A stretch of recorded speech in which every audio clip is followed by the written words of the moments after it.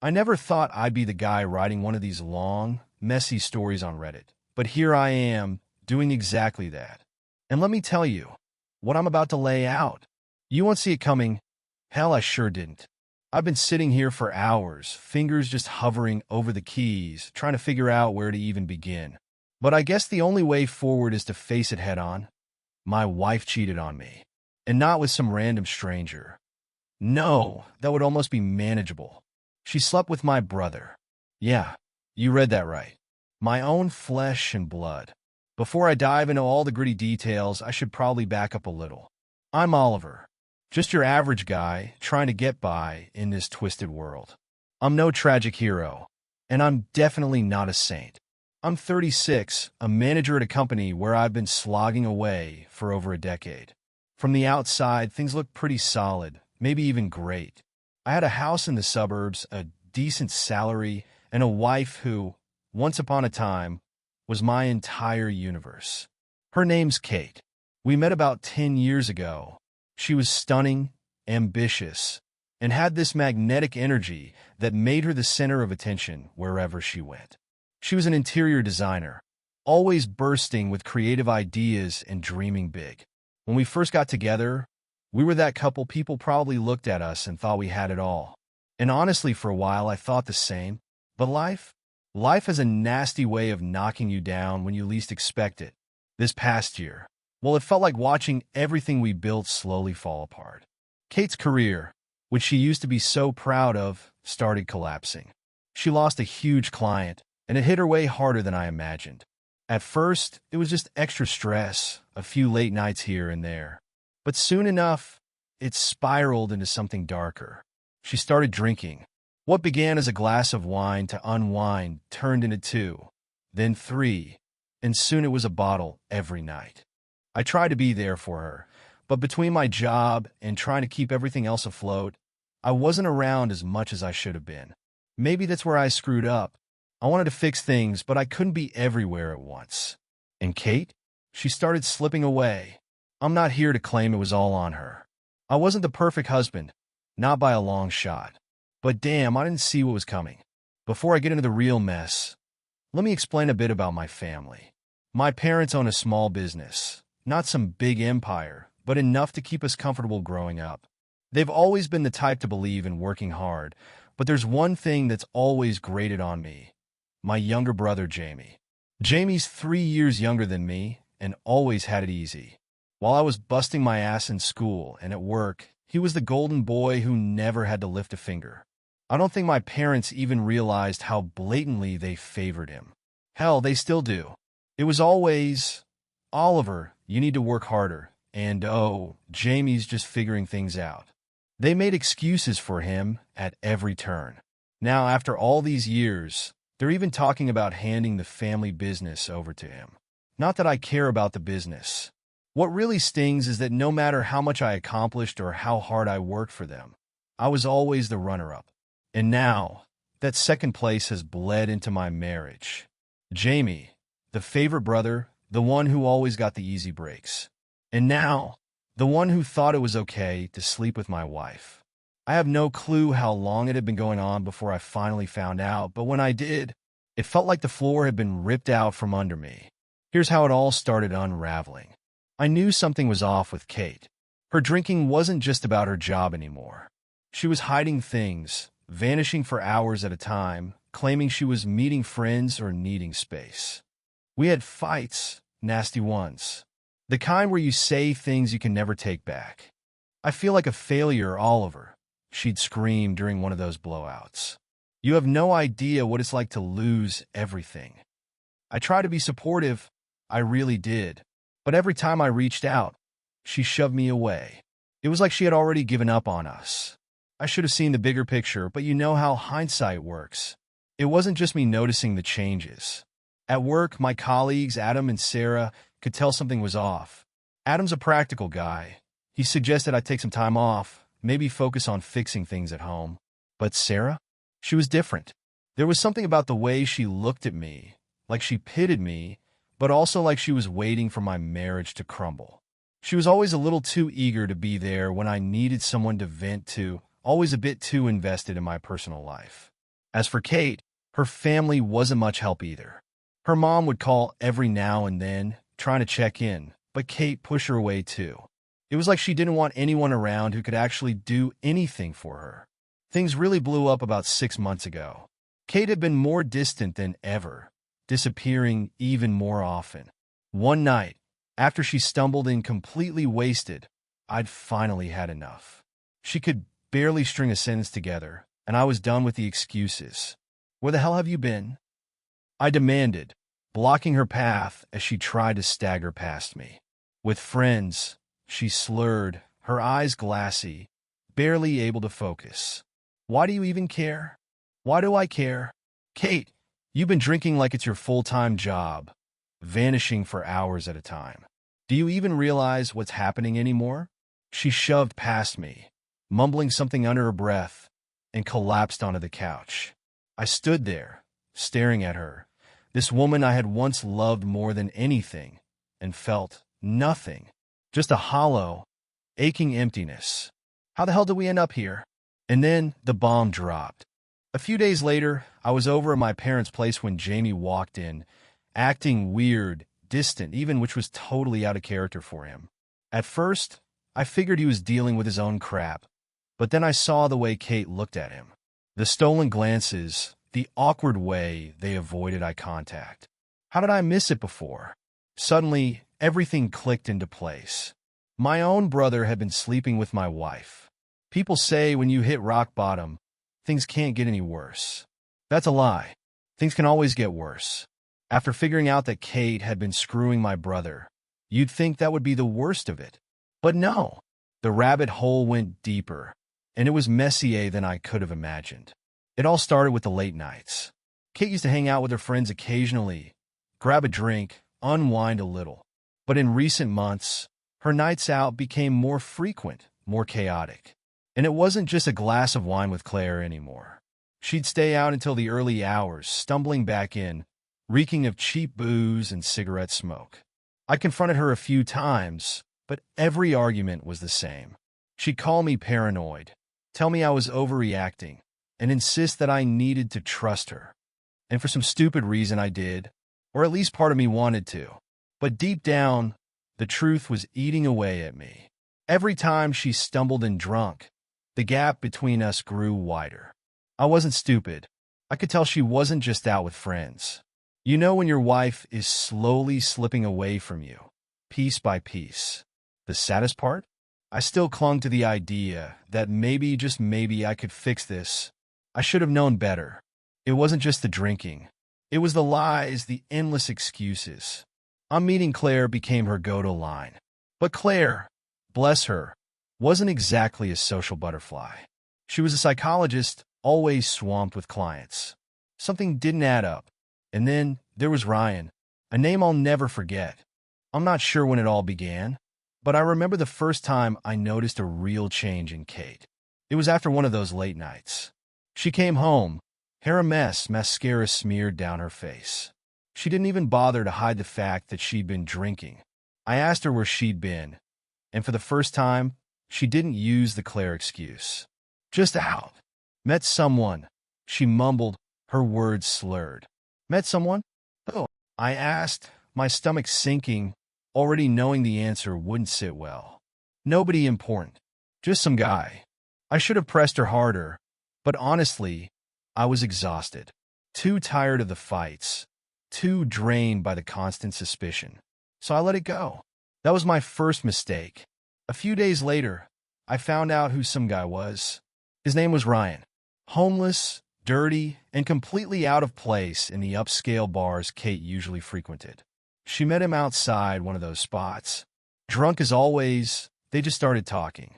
I never got all the details from her, but from what I've pieced together, it began with one of those late-night, drunken heart-to-hearts about how life is just a cruel joke.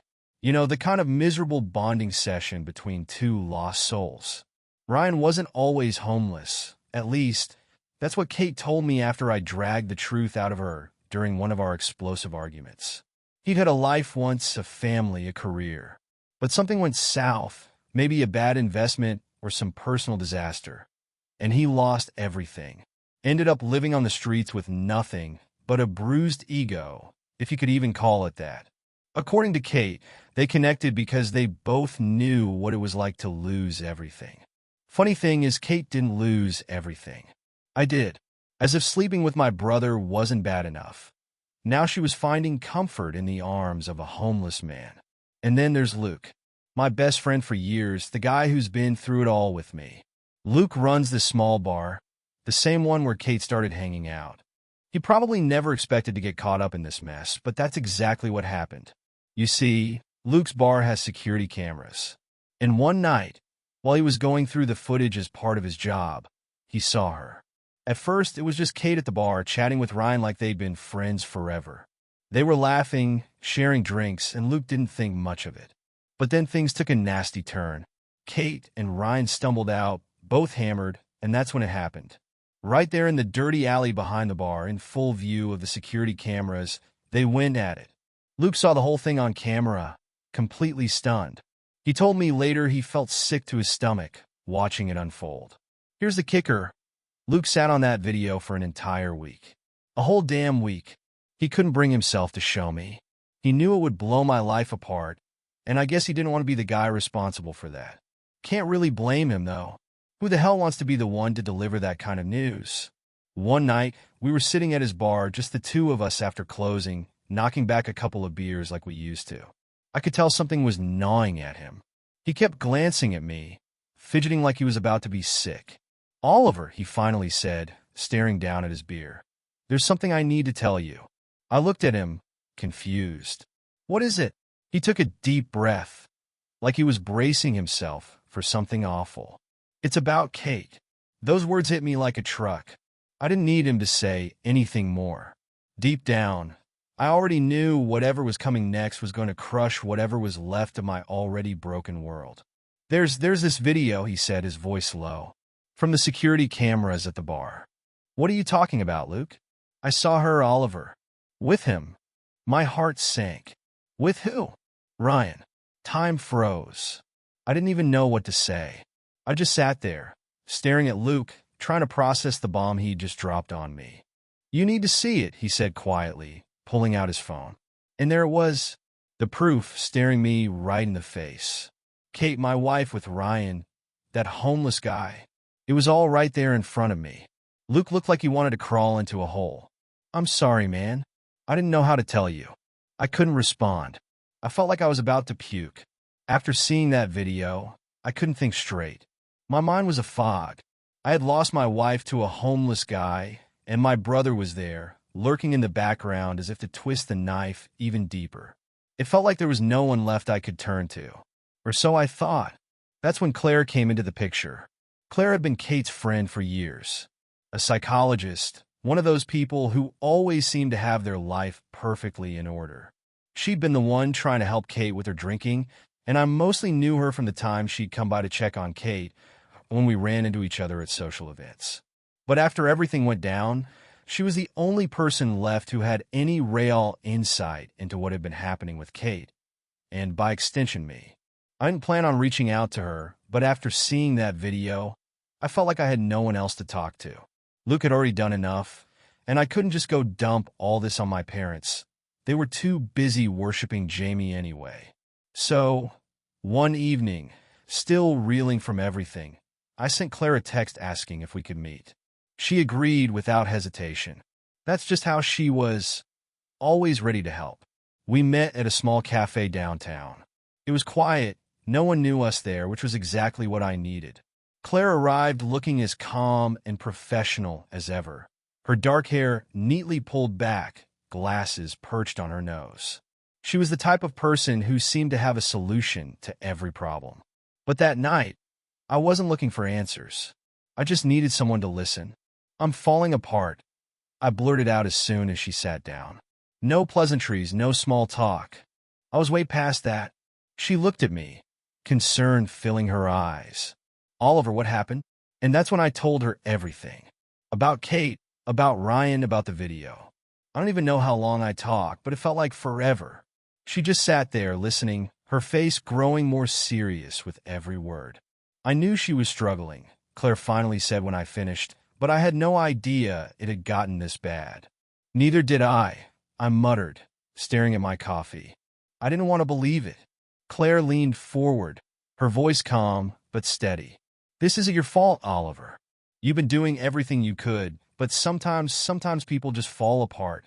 I let out a deep sigh, shaking my head.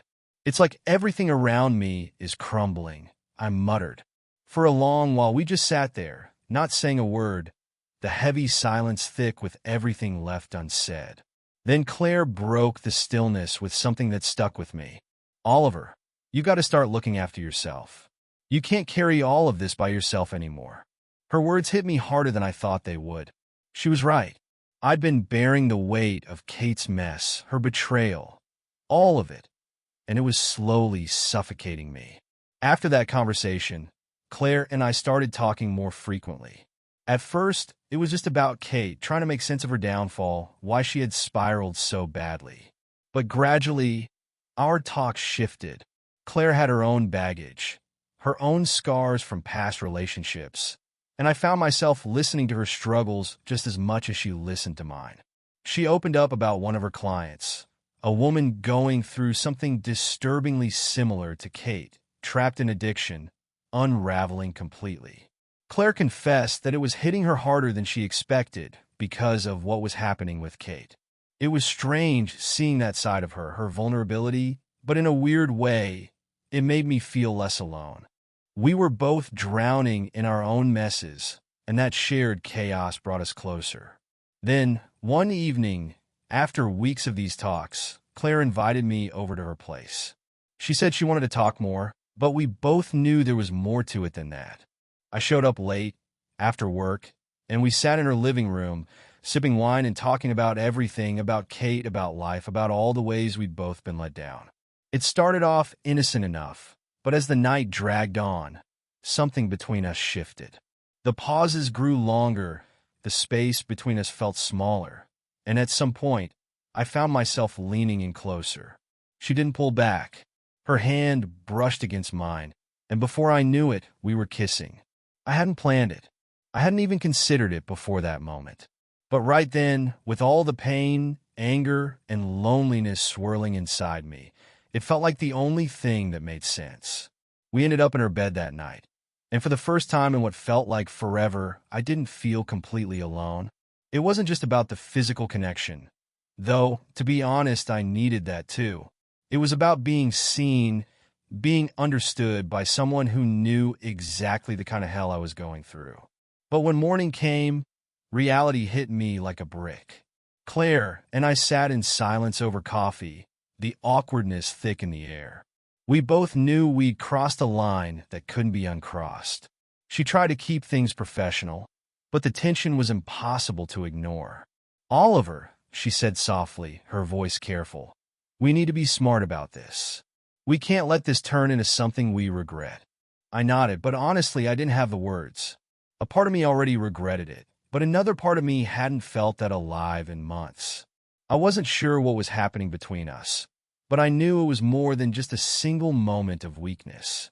In the weeks that followed, things between Claire and me got complicated. We still talked, still met, but now there was an unspoken tension between us. The lines between friendship and something more had blurred, and neither of us seemed to know where it was heading. Meanwhile, things with Kate went from bad to worse after I found out about her and Ryan. I didn't think she could spiral any further, but somehow, she proved me wrong. The woman I had married, the one I had planned to grow old with, had completely vanished. In her place was this shell of a person, drunk most nights, passed out on the couch, with empty wine bottles scattered like the sad remnants of her self-destruction. At some point, she stopped pretending. She wasn't hanging out with friends anymore. She was just gone. I tried to confront her, to get through to her, but it was like talking to a brick wall. Kate had checked out of our marriage, and frankly, out of her own life, and nothing I did seemed to make a difference. Every conversation was the same. She'd look at me with those cold, empty eyes, mutter some nonsense, then wander off, leaving me standing there, as if I didn't even exist. It wasn't just the drinking, though. It was her whole attitude. She'd come home, stinking of alcohol and cigarettes, barely able to stand, and we'd get into these massive fights. I'd demand to know where she'd been, and she'd just laugh, a bitter, cruel sound that made my blood boil. "Why do you even care?" she'd slur, leaning against the wall for balance. "It's not like it matters anymore." "Of course it fucking matters, Kate," I'd yell, my voice bouncing off the empty walls. "You're my wife. What the hell is wrong with you?" But it was like talking to a ghost. She wasn't listening. She hadn't been for a long time. One night, she disappeared again, but this time was different. I didn't know where she was, but it was way later than usual. When she finally stumbled in at 3 a.m., there was something off. The look in her eyes, a mix of shame and fear, told me something had changed. She wouldn't say a word to me, just locked herself in the bathroom and stayed in there for hours. When she finally emerged, she was quieter than usual, avoiding eye contact like she was trying to hide something. It didn't take long for me to piece it together. Ryan was back in the picture. At first, I didn't know all the details, but Kate eventually let enough slip for me to figure it out. She'd run into him outside that damn bar again. Even though everything between them had been an absolute disaster, she still couldn't stay away. It was like she was drawn to the chaos they'd created together, unable to resist. Ryan wasn't the same either. According to Kate, he actually tried to push her away this time. Apparently, the guilt had finally caught up with him. He knew what he'd done, what they had both done, and he couldn't handle it anymore. But despite his attempts to distance himself, they still ended up tangled up with each other, in that twisted way only they seemed to understand. Ryan said he was sorry. Kate mumbled one night after draining another bottle of wine. He said he never meant for any of this to happen. I could barely stand to look at her. "You're still seeing him, aren't you?" She didn't reply, but she didn't need to. Her silence was all the answer I needed. From what I managed to gather, Ryan had once been a successful guy. He wasn't always the wreck I saw in that video. He had a life, a family, a career, but something went horribly wrong, and he lost it all in one catastrophic moment. Now, he was just another broken man wandering the streets, searching for meaning in the rubble of his life. Kate was drawn to that, to his pain, his failure. Maybe it made her feel like she wasn't the only one drowning in her own self-destruction. Ryan kept trying to pull away, tried to end whatever sick bond they had, but Kate wouldn't let go. She kept going back, and each time they saw each other, the tension between them grew worse. Ryan was consumed by guilt and shame, while Kate remained trapped in the mess she created, unable or unwilling to escape. They were two lost souls, bound together by their shared misery. Meanwhile, things with Claire were different. After that night at her place, our relationship shifted, but in a way that felt right. We grew closer, not just emotionally, but physically too. I'm not going to pretend that what we were doing was perfect. A part of me still felt guilty, like I was betraying some version of myself, but I couldn't deny that being with Claire made me feel alive again. Claire was everything Kate wasn't. Where Kate had become chaotic, destructive, and unreachable, Claire was steady, calm, and understanding. She didn't just listen, she actually made me feel like I mattered. I started spending more and more time with her, and before long, the line between emotional support and something deeper disappeared completely. One evening, after another one of our long talks, Claire looked at me with that familiar, calm, thoughtful expression. "Oliver, you deserve better than this," she said quietly, her hand resting gently on mine. "I don't even know what I deserve anymore," I admitted, the exhaustion weighing down my voice. She squeezed my hand. "You deserve someone who cares, someone who values you." I didn't respond, but the look in her eyes told me everything. She was right, and deep down I knew it. As the weeks went by, Claire and I continued to see each other. What had started as comfort had grown into something far more. We spent evenings together, talking, laughing, and inevitably falling into each other's arms. It wasn't just about the physical. It was something deeper, a connection I hadn't felt in years. Claire wasn't just my emotional anchor anymore. She had become my escape from the nightmare my life had turned into. And as for Kate, she kept disappearing, kept spiraling further down. I saw her less and less. And when she was around, she was either too drunk to function or so emotionally distant that it felt like I was living with a stranger. The woman I'd once loved had completely vanished, replaced by a hollow shell of herself. Ryan was still lingering in the background, a constant reminder of everything that had gone wrong. But with Claire, I started to believe there might actually be a way out of all this. A way to move forward. Months passed, and by then, Kate had practically become a ghost in my life. We barely saw each other, and when we did, it was like we were strangers living under the same roof. I had settled into a strange routine with Claire, growing closer to her, while Kate drifted further and further away. But even though I tried to shut Kate out of my mind, she was still there, like a shadow I couldn't escape. She was still my wife, still tied to me in some twisted way, whether I liked it or not. That's when I heard about the illness. Kate had been sick for a while, but I didn't know. She had kept it hidden, of course, too busy drowning in bottles or disappearing to God knows where. It started with small things: fatigue, nausea, weight loss. She probably thought it was just the booze or the stress catching up with her. But it was more than that, and she had no idea how bad it had become. But then it got worse. The nights of heavy drinking turned into entire days where she could barely move from the bed. At some point, out of sheer desperation, she must have decided to see a doctor. That's when she got the news. HIV positive. I didn't know any of this at first. I was already checked out emotionally by the time she got that diagnosis. We lived under the same roof, but we weren't speaking. Claire had become my sanctuary, while Kate, she was nothing more than a shadow of the woman I'd married. But for Kate, the diagnosis was a brutal wake-up call. Out of nowhere one night, I got a call from her. It had been weeks since she'd even bothered trying to reach out, and I wasn't exactly eager to pick up. I stared at my phone, wondering if I should just let it ring. Part of me wanted to ignore it, but deep down, I had a gut feeling that this time was different. So I answered. Oliver. Her voice was shaky, fragile, like I hardly recognized it. I need to talk to you. What do you want, Kate? I asked, letting the exhaustion and frustration bleed into my tone. I was done with her games, done with everything. I'm sick, she stammered, her voice barely a whisper. I need to tell you something. I stayed quiet. Sick? Was this another one of her ploys to get attention, to drag me back in her mess with some sob story? I'm serious, Oliver, she continued, her voice cracking. I have HIV. My stomach twisted into knots.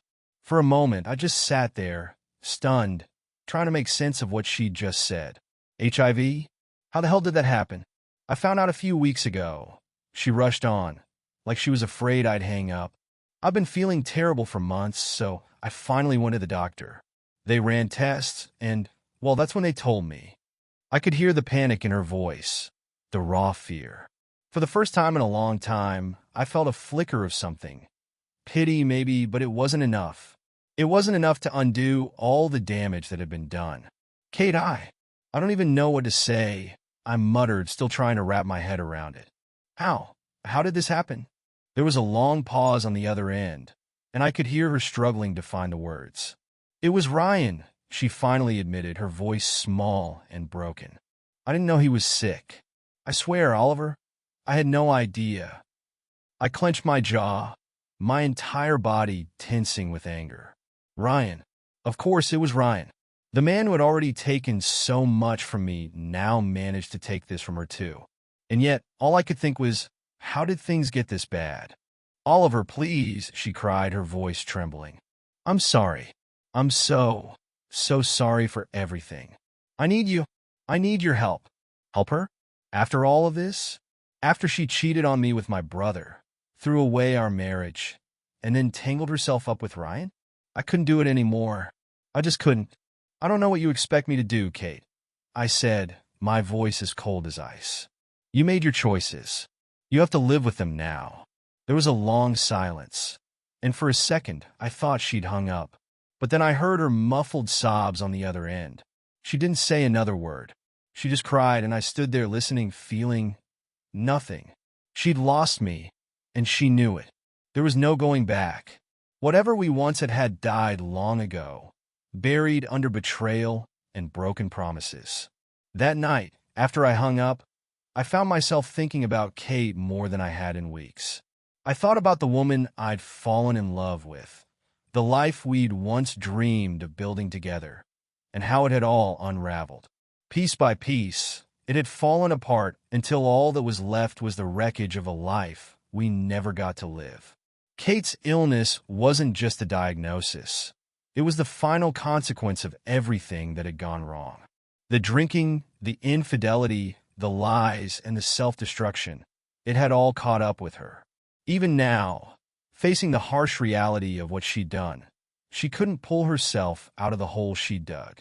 In the days that followed, I started hearing bits and pieces about Kate's condition from mutual friends and family. She was struggling both physically and emotionally. The HIV diagnosis had shaken her to the core. But more than that, it was the realization that she had burned every bridge in her life. She had no one left. Even her own mother had distanced herself, unable to handle the weight of Kate's self-destruction. I tried not to dwell on it. I had my own life now, my own future with Claire. But every so often, in the quiet moments, I'd think about Kate and wonder if things could have been different. If maybe, somehow, I could have saved her or saved us.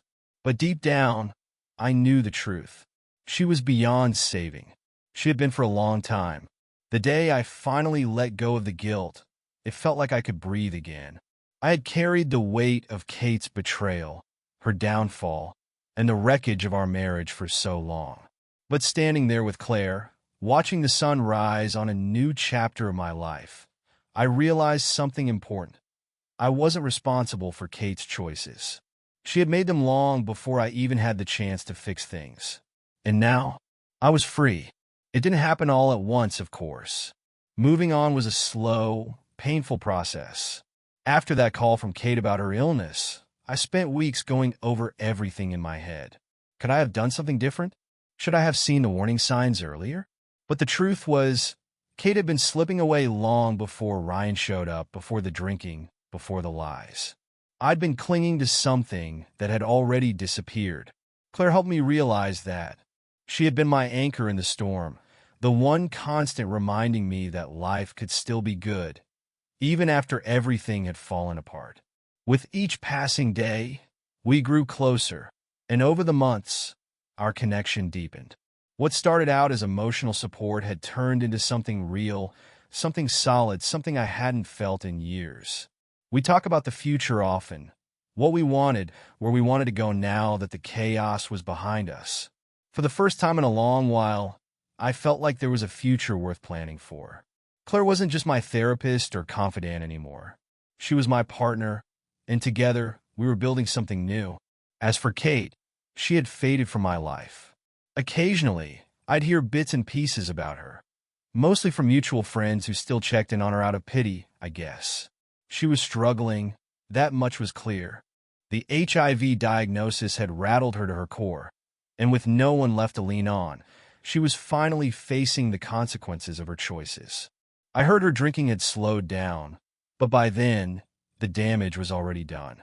Kate had become a shell of the woman she once was, trapped in the ruins of the life she'd shattered with her own hands.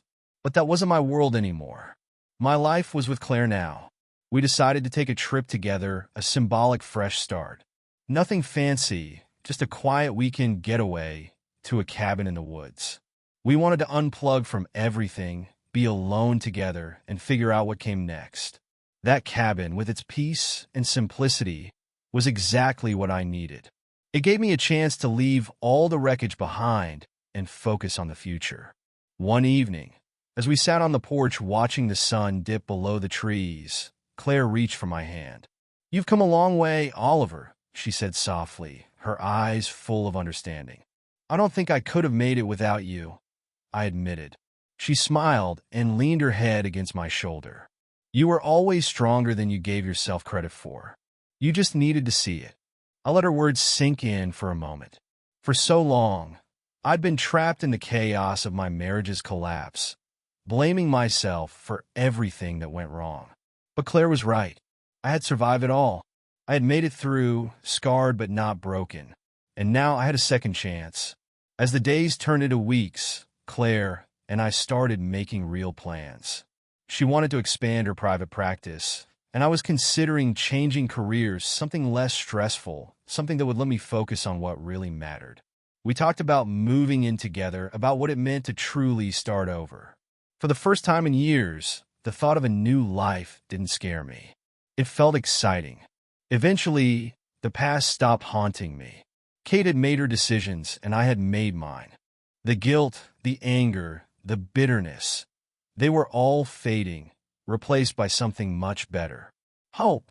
Maybe that sounds like a tired cliche, but it's the truth. Claire gave me that hope.